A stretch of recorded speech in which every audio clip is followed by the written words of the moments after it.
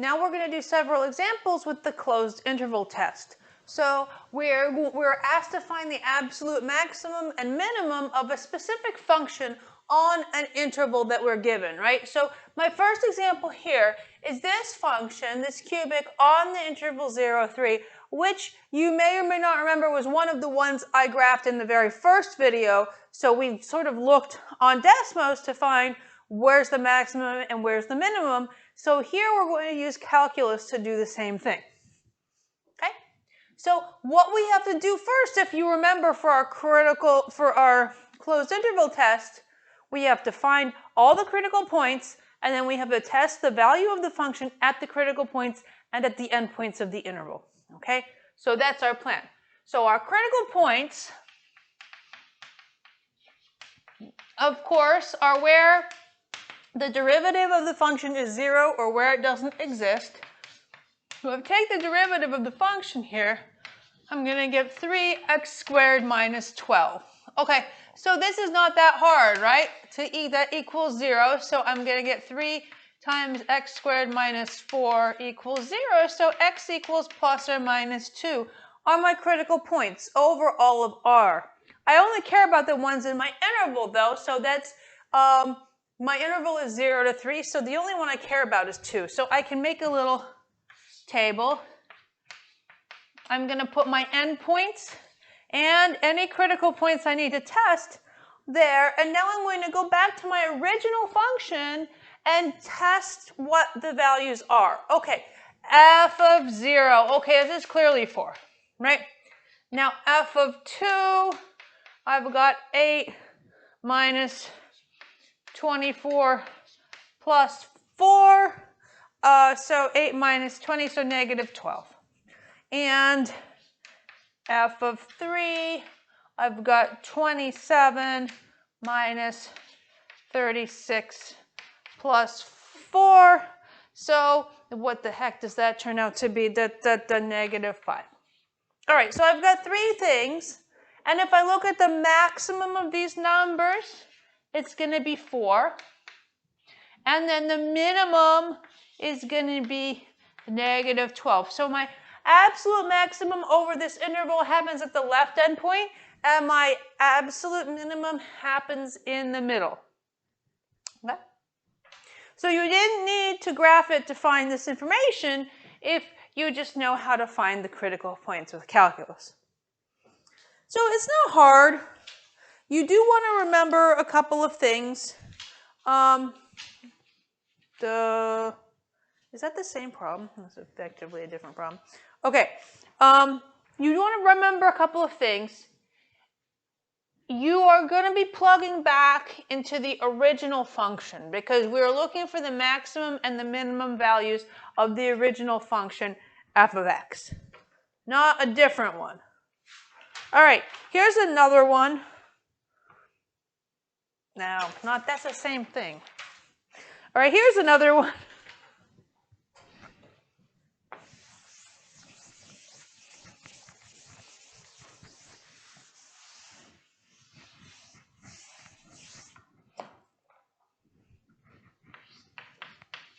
F of theta equals 1 plus cosine squared theta on the interval pi over 4 to pi.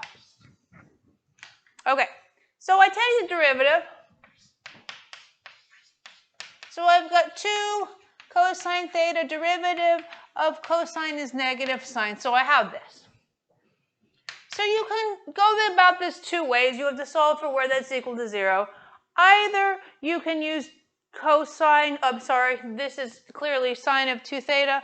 But if you don't remember that, you don't need it because you have 2 things multiplied by each other equals 0, which means that you have 2 possibilities, either cosine theta equals 0 or sine theta equals 0.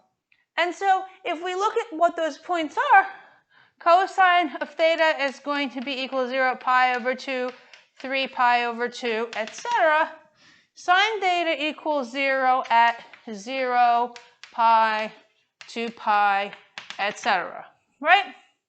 But we need the ones on the interval. Those are the only ones we care about. So here it's going to be this pi over 2, and here is pi, which actually happens to be an endpoint also. So again, this isn't that bad.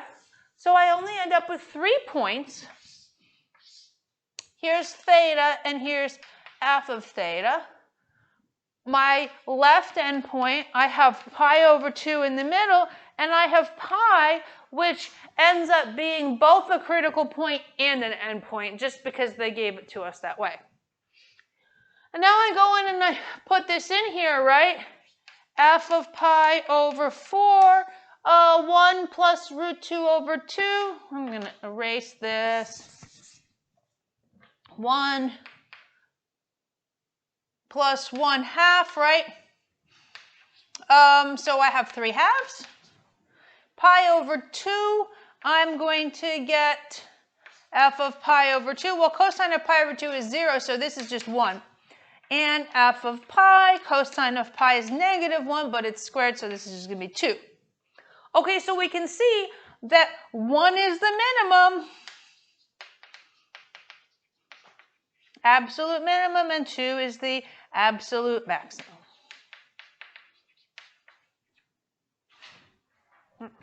Maybe I should do one with a well, how about this one? Something that has a little bit more complicated to solve for, right? Something that has perhaps a denominator or something. I don't know. All right, let's see. This is f of x equals x.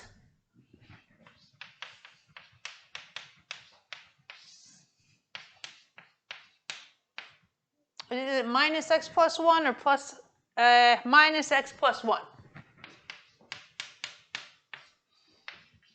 And I am on the interval from 0 to 3. So honestly, this guy is not going to factor, right? Because if I do 4ac, it's going to be negative. So this bottom part, I'm not going to have any zeros. So I'm not going to have any zeros at the bottom. I'm not going to have any asymptotes. So I don't have to worry about that. I do have to worry about taking the derivative, looking for the critical points here, right? Because I've got the top times, the bottom times the derivative of the top, which is going to be 1, minus the top times the derivative of the bottom, which is going to be 2x minus 1. Okay.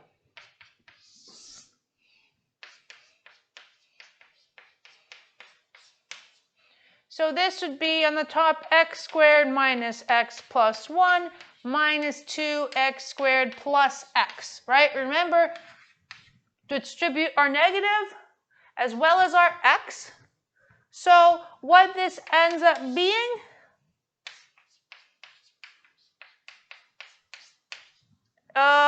is going to be negative x squared plus 1. Fantastic, right? So the x is canceled out, but I have the 1. Okay, so here's the thing. Now what we need to do is, of course, find the critical points. So we want to know where the top is 0. So that's clear, right? Negative x squared plus 1 equals 0 is going to be x equals plus or minus 1. I really only need the plus 1.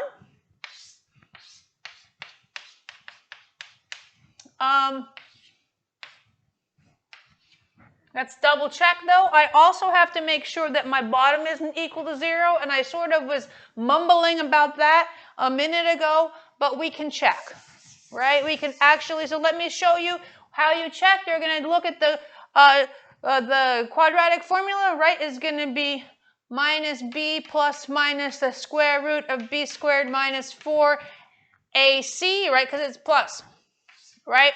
So this is not going to give us any real roots. We don't have to worry about that. So I kind of mumbled that and did it in my head, but I'm not sure how many people knew what I was doing. So just checking to see if there's any asymptotes, or again here, checking to see if there's any points where asymptotes for the first derivative, right? So let's just finish this up real quick. We can then check here, f of 0. Okay, this is clearly 0. F of 1, it's going to be 1 over 1 minus 1 plus 1, so this is 1. F of 3 is going to be 3 over 9 minus 3 plus 1. So, okay, this is 3 over, okay, come on, 7? Yes, I can add. Look at me.